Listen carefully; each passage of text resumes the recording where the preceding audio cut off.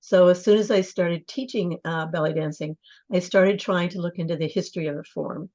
And it's a nebulous kind of history because you're talking about a dance that exists with a variety of different names throughout North Africa, the Middle East, and really into the Central Asia.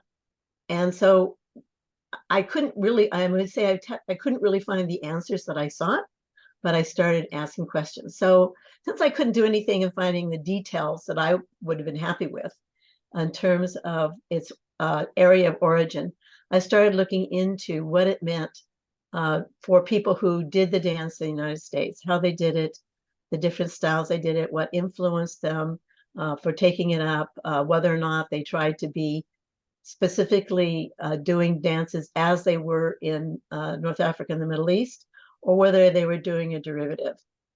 And it really seemed like in its place of origin, it was what Ibrahim Farrar would call the happiness dance, based on how it was perceived in Lebanon. So it was a dance form that people participated in at celebrations for births and weddings, marriages, birthdays. It was active celebration of being alive, actually. And it has dances really all over the world in different forms. It's just an active celebration. And at the same time, they had professional dancers who performed as well. And so you had, just like you have all over the world, you have people who have a party and have people who come in and dance. And then you have the professional who is supposed to have a greater level of technique that dances. So those two areas existed in relationship to each other. You had women in the 60s and 70s who were wanting to redefine their bodies. They didn't want to no longer be defined by male power structures. That didn't allow them, really simple things like owning their own bank account. You probably go, what?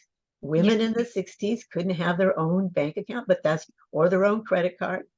They were defined in terms of the roles of wife and mother, and to live outside of that role was inappropriate. Well, it was really part of the larger civil rights movement that include all the groups that participate in that, whether it was gay and lesbian or African Americans or Asians, that became really prominent in the 60s and 70s.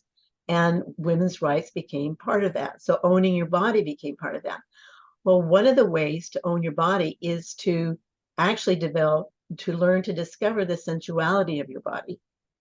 To actually say, okay, I have a right to the sensual expression of my body,